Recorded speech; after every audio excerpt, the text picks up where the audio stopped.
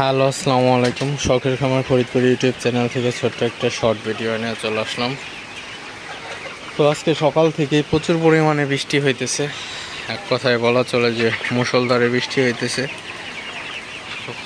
তো বৃষ্টির মধ্যেও সকালে মুরগিকে পানি দিয়ে দিলাম। আসলে বৃষ্টির মধ্যে পানি পুনি দেওয়া আসলে অনেক ঝামেলার, তো তারপরেও দিতে হবে।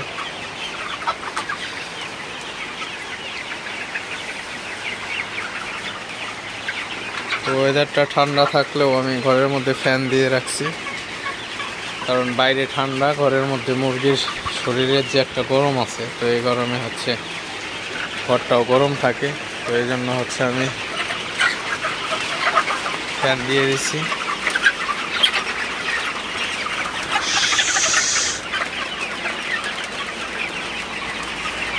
ফ্যান চলতেছে,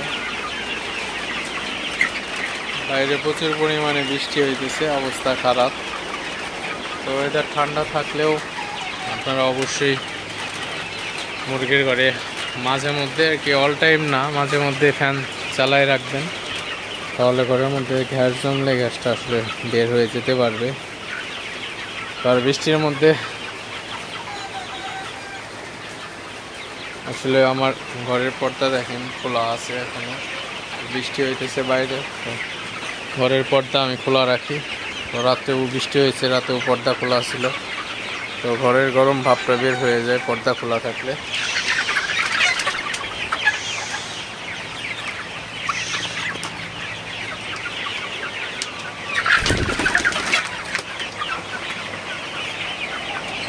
চলতেছে সব।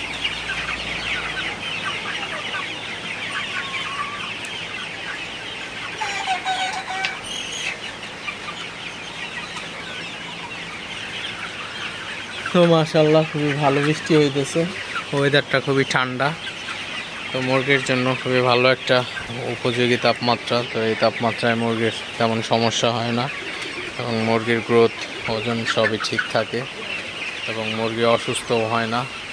তো মুরগি বেশি অসুস্থ হয় গরমে। তো এখন তাপমাত্রা আমার ঘরে আছে 84 ফারেনহাইট আছে।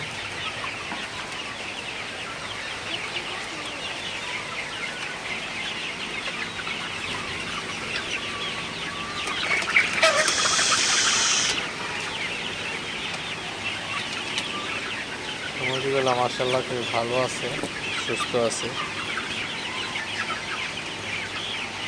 তো ভিডিওটি আর বেশি বড় করবো না, সবাই ভালো থাকবেন, সুস্থ থাকবেন।